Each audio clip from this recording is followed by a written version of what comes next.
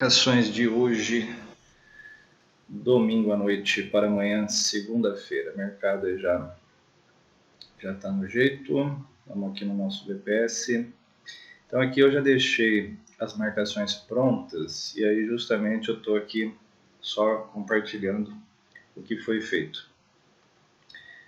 Como vocês sabem, aqui eu tenho marcações aqui um pouco mais para trás lá, importante. Aqui eu acabei marcando aqui essa região e essa região aqui. Quando eu marco junto assim, é justamente aquela expansãozinha que eu faço e projeto o nível para baixo de um fundo importante mais atrás. Mas aqui a gente vai marcar principalmente as capturas de liquidez aqui mais próximos que possam acontecer, né? Então a gente tem essa região importante aqui, que até já foi capturada aqui, mas ainda vamos considerar se acontece alguma coisa, se passa direto. Uma região intermediária, se houver a estrutura e a confirmação de cada item do checklist do operacional S1, a gente pode ter uma venda aqui, né? Se não cumprir, logicamente não se faz nada, mas cabe ficar atento à região. Mas as melhores regiões justamente são as mais extremas do dia anterior, por exemplo, né? Então aqui eu estou deixando marcado essa, caso ele volte aqui durante o dia. E então por enquanto essa é a marcação do EURUSD. Eu vou compartilhar aqui um negócio com vocês, que eu não sei se vocês sabem disso, mas isso aqui é informação que às vezes tem muito conteúdo pago, né? E o nosso trabalho aqui é um trabalho livre, mas é lógico que a gente, se puder contar com uma doação para manter o trabalho em dia de divulgação, para abranger mais gente, buscar mais gente que tenha sede de conhecimento, é lógico que é muito bem-vindo. Então, não sei se vocês sabem, aqui a gente tem um intervalo do dia, né, no gráfico de 5 minutos. Então, aqui a gente tem a seção asiática. A seção asiática, ela é criadora de liquidez. Ela promove liquidez nessas duas regiões, né, para esses outros pares europeus aqui. Europeu, americano. E aí o que acontece? Quando entra normalmente Londres, eu não estou vendo aqui exatamente o horário, mas eu estou indo mais pela movimentação aqui, né? Mas quando entra Londres, ele tenta capturar a liquidez ou aqui ou aqui.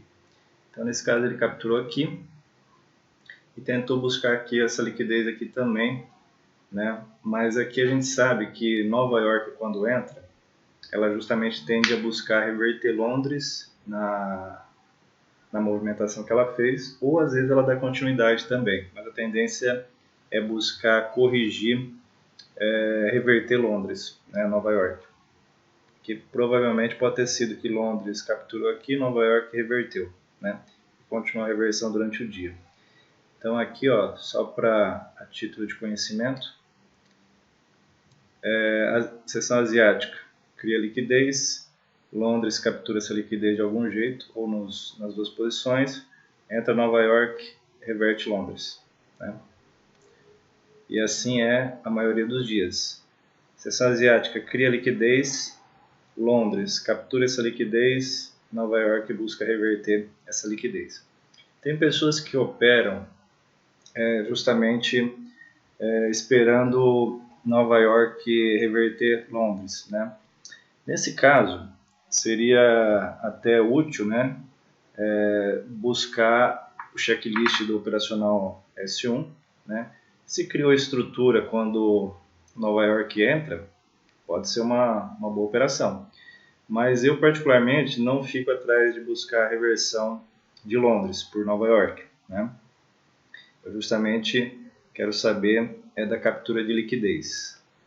Então, só a título de informação, o que acontece é isso. Aqui teve uma formação aqui bem estranha aqui na seção asiática, mas Londres capturou, Nova York reverte.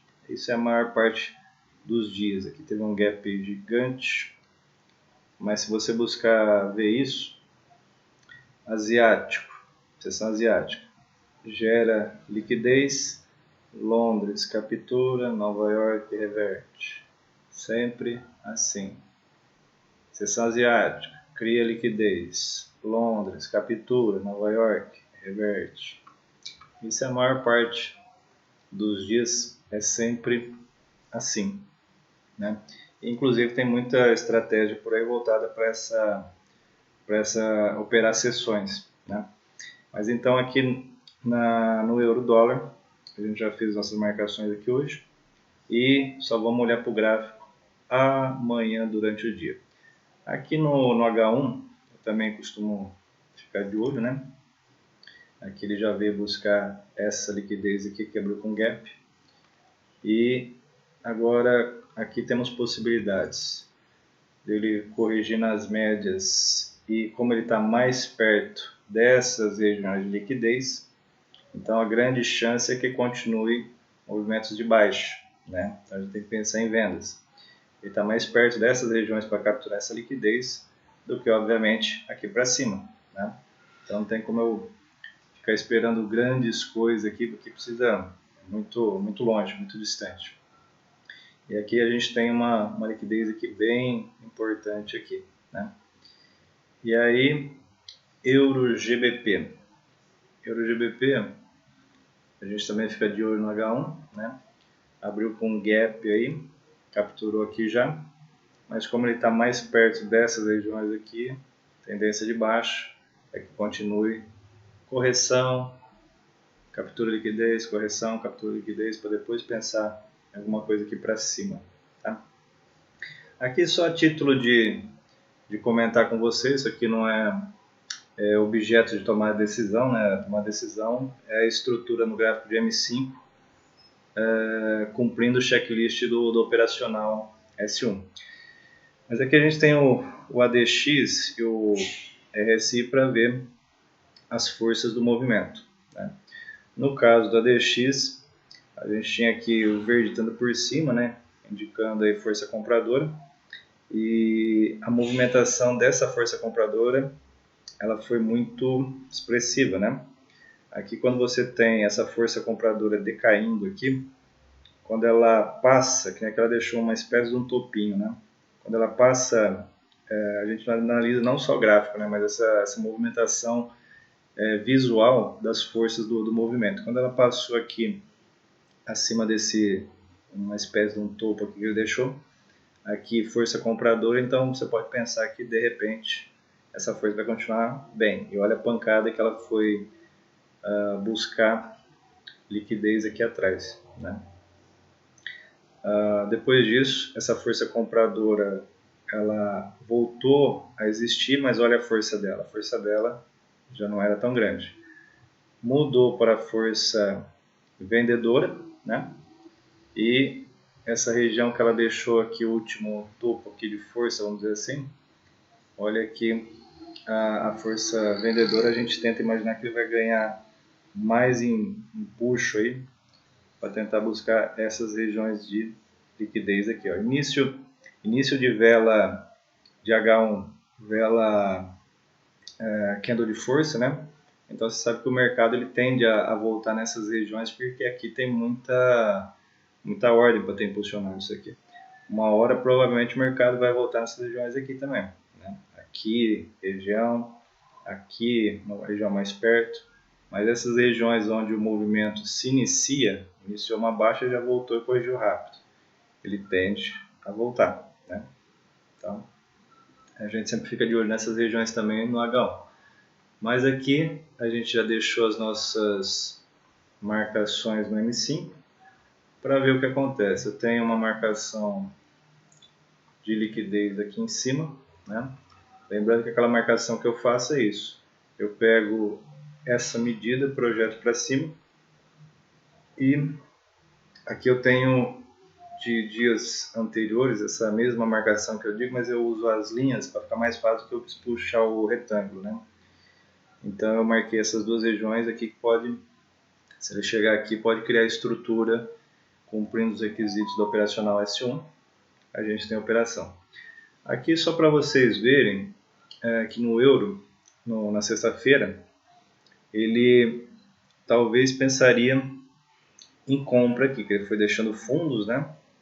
Mas olha só que curioso que aconteceu. Vou pegar uma linha aqui E aí eu preciso ver onde ele quebra a estrutura. Ele não quebrou esse topo, não quebrou aqui, aqui ele quebrou. Então eu tenho que considerar que esse vai ser o meu fundo aqui de referência. Quebrou a estrutura, fez reteste, né? Deixou aqui a puxada aqui, confirmou a entrada, você coloca o stop aqui, né, que seria mais ou menos essa marcação aqui. Aqui dá para se ver que foi justamente um stop, né? Então a gente tinha essa marcação aqui e a entrada nossa foi justamente aqui. Stop posicionado aqui, ele bateu o take de um nível, mas não pegou o segundo. Voltou com tudo. Aqui já estaria fora de operação. Mas olha o que aconteceu. Treina o olho para a estrutura.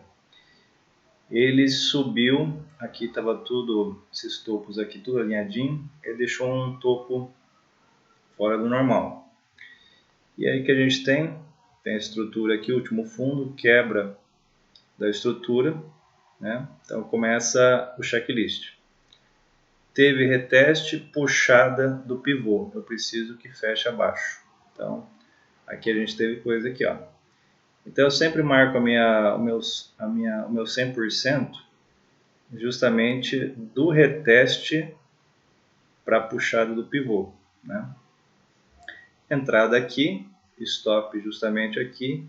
Aqui começou a voltar, final de dia, final de mercado, às vezes compensa sair na mão, né? Não dá para ficar tão posicionado aí, porque já está acabando o dia.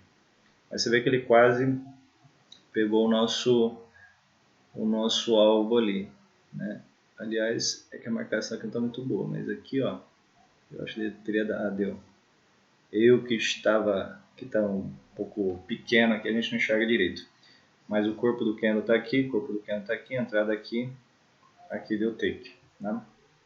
Mas de qualquer maneira, operacional é isso. Entrou, stop e alvo. Aqui a gente teve um stopzinho, né? E aqui já mais do que pagou e deu lucro no par euro GBP. Mas, como eu digo, sexta-feira eu fico de fora. Sexta-feira não importa se é pre-roll, se não é. Sexta-feira já é final de semana. Sexta-feira você esquece. Então, por hoje essas marcações aqui. Aqui no intermediário pode ser que ele crie estrutura aqui, mas eu não considero tanto. Eu acho uma estrutura muito mais válida as extremidades. Então, vamos ver aqui só durante o dia agora, para ver o que acontece nesses dois pares. Mas aqui já está feita as nossas marcações para amanhã. Forte abraço a todos!